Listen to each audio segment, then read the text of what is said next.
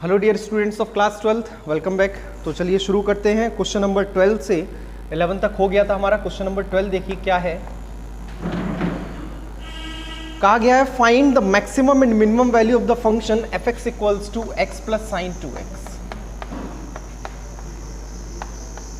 हमें एक फंक्शन दिया है x प्लस साइन 2x, इसकी मैक्सिमम और मिनिमम वैल्यू फाइंड करनी इन द क्लोज्ड इंटरवल 0 से 2π के बीच में। ठीक है, अब देखिए सबसे पहला काम क्या है कि एफ डैश एक्स हमें फाइंड करना है, विच will give 1 plus 2 cos 2x।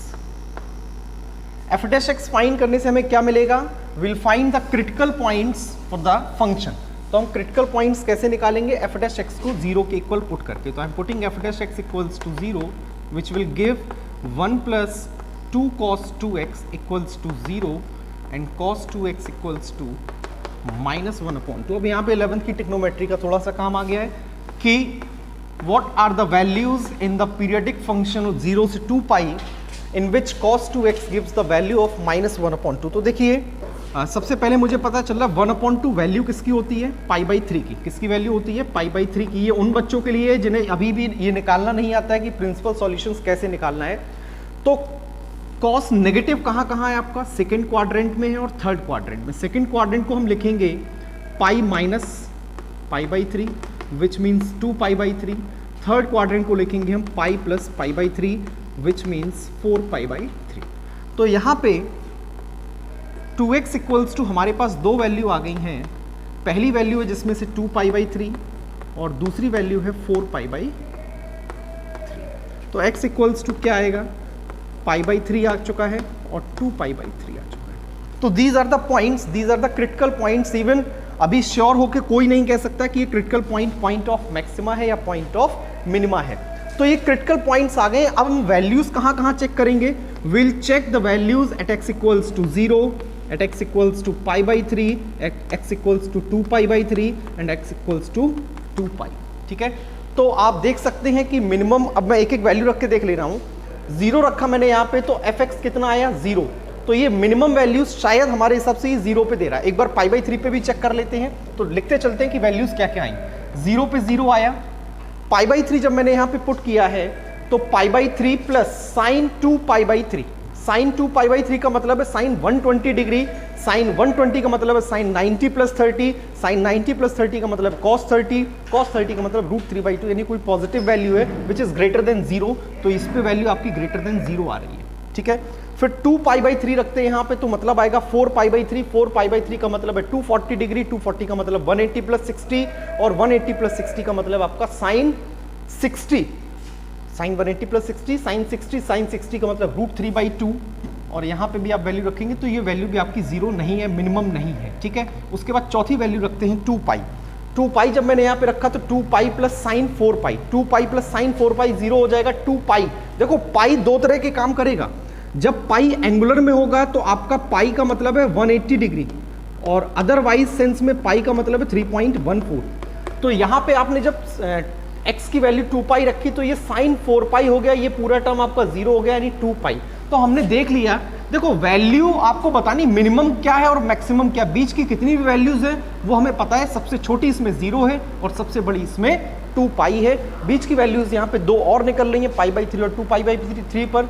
कैसे निकलेंगे वो मैंने आपको बता दिया है, निकाल के रख लेना यहाँ पे तो आपको पता चल जाएगा कि मिनिमम ये हमारी 0 जो हमने निकाली है और मैक्सिमम 2π है। आई होप क्वेश्चन क्लियर हो गया होगा। तो इसे हटाते हैं, आगे बढ़ते हैं अगले क्वेश्चन की तरफ। Question number 13। तो आगे बढ़ते हैं अगले क्वेश्चन की तरफ। क्वेश्चन है 13। देखिए 13, 14, 15 और 16 ये चारों क्वेश्चन एक पैटर्न के हैं कि find the numbers whose sum is given, whose product is given and what we need to maximize. Either their product is to be maximized or xy cube is maximizing, कुछ भी ऐसा पूछ सकते हैं। तो मैं क्वेश्चन नंबर यहाँ पे जो है आपको 16 बता दे रहा हूँ। ये थोड़ा सा कॉम्प्लेक्स है क्वेश्चन में। क्वेश्चन नंबर 16 क्या दिया गया है? Find two positive numbers whose sum is 60। दो पॉजिटिव नंबर्स हैं, let the first positive number be x and the second be y so that their sum is 16। अब देखिए क्या मैक्सिमाइज और मिनिमाइज करना है। And the sum of whose cubes is minimum, जिसके cubes का सम आपको मिनिमाइज करना है, यानी बेसिकली हमें मिनिमाइज करना है x³ प्लस y³। ठीक है, तो देखिए अब एक चीज़ यहाँ पे कुछ कॉन्सेप्ट वाली है कि आपका कोई भी फंक्शन मैक्सिमाइज और मिनिमाइज तभी हो सकता है जब वो फंक्शन एक वेरिएबल का हो। यहाँ पे आपको मैक्सिमाइज करना x cube plus y cube को, यहाँ पे दो वेरिएबल दिखाई दे रहे हैं, तो अब मैं इसको क्या लिख रहा हूँ कि एक्स क्यूब और वाई की वैल्यू उठा ले रहा हूँ यहाँ से 16 minus x to whole cube, और ये हमारा बन गया है एफ एक्स, यानी फंक्शन इन वेरिएबल एक्स। ठीक है, अब सेम प्रोसेस क्या करेंगे, सबसे पहले हम फाइंड करेंगे एफ डैश एक्स, फिर हम एफ डैश एक्स को 0 के इक्वल रखेंगे, वहाँ से हमें मिलेंगे क्रिटिकल पॉइंट्स। उन क्रिटिकल पॉइंट्स को हम चेक करेंगे कि पॉइंट ऑफ मैक्सिमा है कि पॉइंट ऑफ मिनिमा है। जो पॉइंट ऑफ मैक्सिमा होगा उस पर मैक्सिमम वैल्यू निकलेगी, जो पॉइंट ऑफ मिनिमा होगा उस पर मिनिमम वैल्यू निकलेगी। अब कैसे चेक करेंगे पॉइंट ऑफ मैक्सिमा क्या है, by using double derivative test. ठीक है, यानी एफ डबल डैश एक्स और को चेक निकालेंगे यहाँ पे और चेक करेंगे उसके बेसिस पे। तो सबसे पहला एफ डैश एक्स कितना आया, 3x square plus 3 16 minus x का होल स्क्वायर, और यहाँ पे माइनस एक्स का -1। ठीक है, तो ये हमारा बना 3x square minus 3 bracket 16 minus x का होल स्क्वायर। ये हमारा क्रिटिकल एफ डैश एक्स आया। एफ डैश एक्स को 0 कर रहे हैं तो हमें क्या मिलेंगे, क्रिटिकल पॉइंट्स मिलेंगे, 3x square minus 3 bracket 16 minus x to whole square equals to 0। पूरी एक्सप्रेशन से 3 कॉमन है, 3 कैन नॉट बी 0, तो यहाँ पे हमारा बचा है x square minus 16 minus x to whole square equals to 0। A square minus b square लिखा है, एक बार जोड़ देते हैं दोनों को, एक बार सब्सट्रैक्ट कर देते हैं, तो ये और ये कैंसिल हो गए, 16 कैन नॉट बी 0, तो x इक्वल्स टू हमारे पास एक क्रिटिकल पॉइंट आया क्या, 8। देख लीजिए ना, x और x 2x minus 16 equals to 0, x equals to 8। अब यार मुझे ये तो पता चल गया कि x इक्वल्स टू 8 इस फंक्शन का टर्निंग पॉइंट है या क्रिटिकल पॉइंट है, लेकिन मुझे अभी ये भी श्योर नहीं है कि ये टर्निंग पॉइंट या क्रिटिकल पॉइंट जो है वो पीक का है या फिर वैली का है। अगर पीक का होगा तो पॉइंट ऑफ मैक्सिमा होगा, और वैली का होगा तो पॉइंट ऑफ मिनिमा होगा।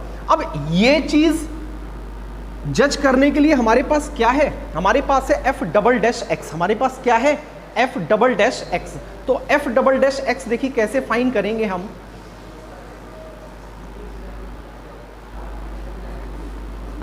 F double dash x, F dash x का फिर से डिफरेंशिएशन कर रहे हैं। एफ डैश एक्स हमारे पास ये है, तो जब हमने इसका फंक्शन का डिफरेंशिएशन किया तो हमें क्या मिला, 6x मिला। जगह थोड़ी कम है तो मैं यहाँ डायरेक्ट काम करने की कोशिश करूँगा। ये 2 हमने आगे लिया, 2 3 ज़ा 6, 16 माइनस एक्स टू पावर 1 हो गई है, और माइनस एक्स का -1, तो ये +1। मैंने डायरेक्ट यहाँ पे चेन रूल लगाया है तो आप समझ सकते हैं कि कैसे किया गया इसको। अब मैं x इक्वल्स टू 8 रख रहा हूँ यहाँ पर। ठीक है, x इक्वल्स टू क्या रख रहा हूँ, 8।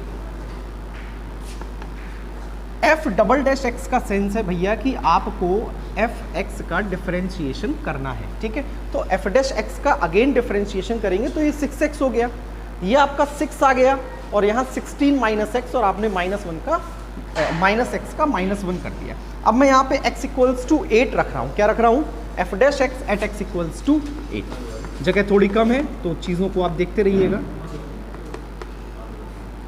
इक्वल्स टू, आपको वैल्यू इवेल्युएट नहीं करनी है कि एट x इक्वल्स टू 8 ये कितना आएगा, केवल आपको ये पता करना है कि either it is greater than 0 और लेस देन 0।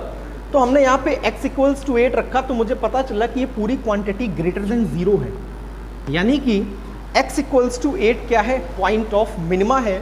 सिंस अब यहाँ पे आप लैंग्वेज थोड़ी सी डाल देंगे कि f double dash x is greater than 0 at x equals to 8, hence x equals to 8 is point of minima. किसका पॉइंट है ये, पॉइंट ऑफ मिनिमा है। तो इन्होंने यही पूछा था क्वेश्चन नंबर 16 में, sum of whose cubes is minimum. तो x इक्वल्स टू 8 पर आपके क्यूब्स का सम जो है मिनिमम आएगा। और देख लीजिए रख के आप 8 रखिए x, तो y कितना आएगा, y इक्वल्स टू 8। यानी अगर नंबर आपके पास x इक्वल्स टू 8 है और y इक्वल टू 8 है तो ऐसे नंबर्स के क्यूब का सम मिनिमम होगा। और ये आपका क्वेश्चन कंप्लीट हो गया है। तो क्वेश्चन नंबर 13, 14, 15, 16 ये सारे एक टाइप के क्वेश्चंस थे। अब आगे बढ़ते हैं क्वेश्चन नंबर 17 पे।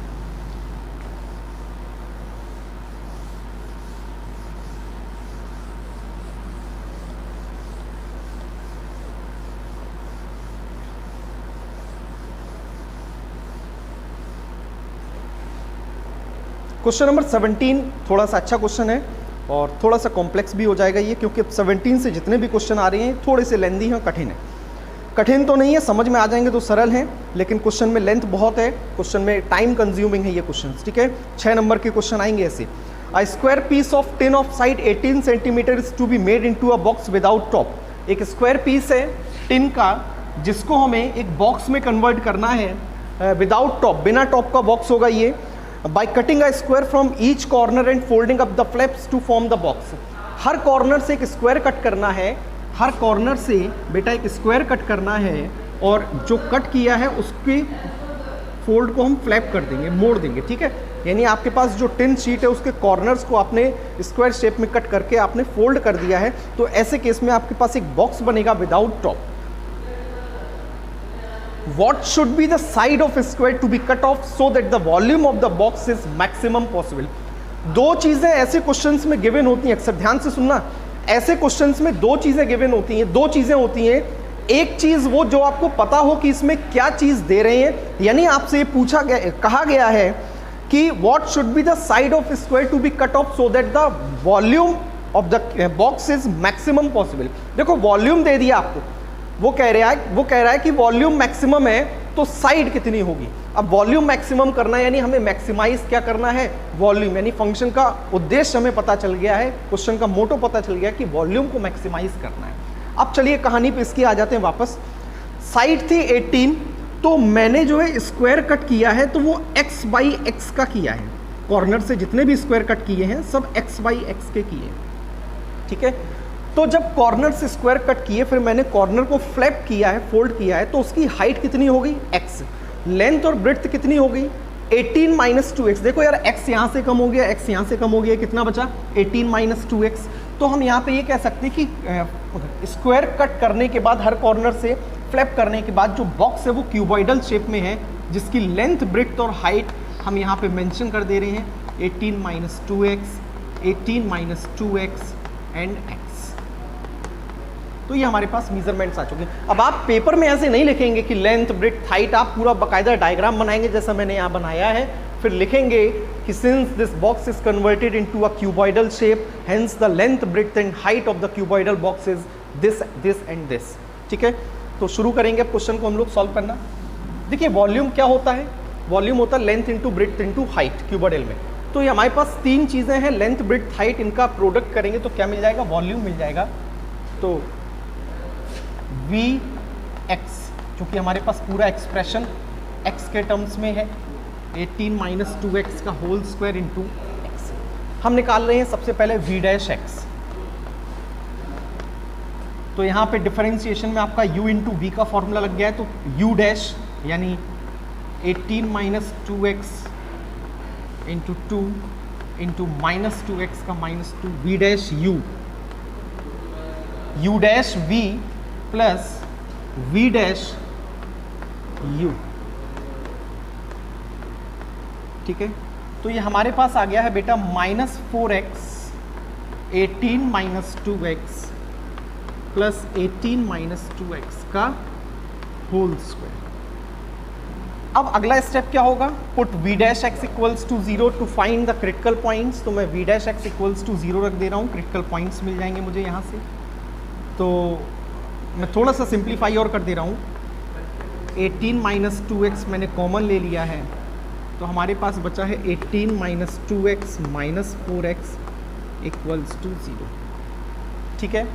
तो यहाँ से एक क्रिटिकल पॉइंट मुझे x इक्वल्स टू 9 मिला है और एक क्रिटिकल पॉइंट मुझे x इक्वल्स टू 3 मिला है। अब आप एक चीज सोचिए, अगर मैं x इक्वल्स टू 9 को क्रिटिकल पॉइंट मान के चल रहा हूं, तो मैंने जैसे ही इस फंक्शन में वॉल्यूम में x इक्वल्स टू 9 रखा, वॉल्यूम क्या हो जाएगा 0। तो डेफिनेटली ये तो क्रिटिकल पॉइंट नहीं है और इस पर हम कोई डबल डेरिवेटिव टेस्ट को जज नहीं करेंगे, ठीक है। तो एक सिंपल सा क्वेश्चन में बचा है कि x इक्वल टू 3 आपके पास एक पॉइंट है। Now you have to check whether this is a point of maxima और point of minima. For that we are going to find v double dash x। v double dash x, हम इसका differentiation फिर से करने जा रहे हैं। तो यहाँ पे आपका -4 है और बेटा ध्यान से देखना, यहाँ पे दो फंक्शंस फिर से हैं, जिसमें ये पहला फंक्शन है u और ये दूसरा फंक्शन है v।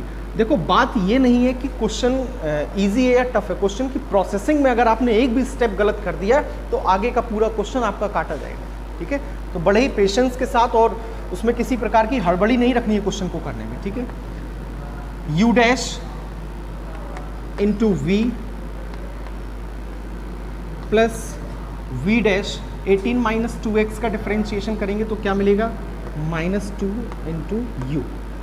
तो मैंने इस पूरे फंक्शन को डिफरेंशिएट कर लिया, plus twice of 18 minus 2x की पावर 1 इंटू -2x का -2। Let me simplify this, -4 18 minus 4x -4 18 minus 2x। अब मैं यहाँ पे इवेल्युएट तो करने जा नहीं रहा हूँ, I just need to check the symbol of v double dash x at x equals to 3।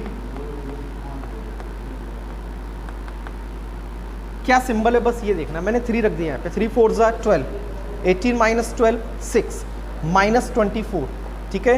ये भी माइनस आ रहा है, यानी बहुत सिंपल सी बात, this whole quantity is less than 0 and if double derivative is less than 0 what it means that at that point function is maxima, यानी at x equal to 3 is a point of maxima. x equal to 3 क्या है, point of maxima है।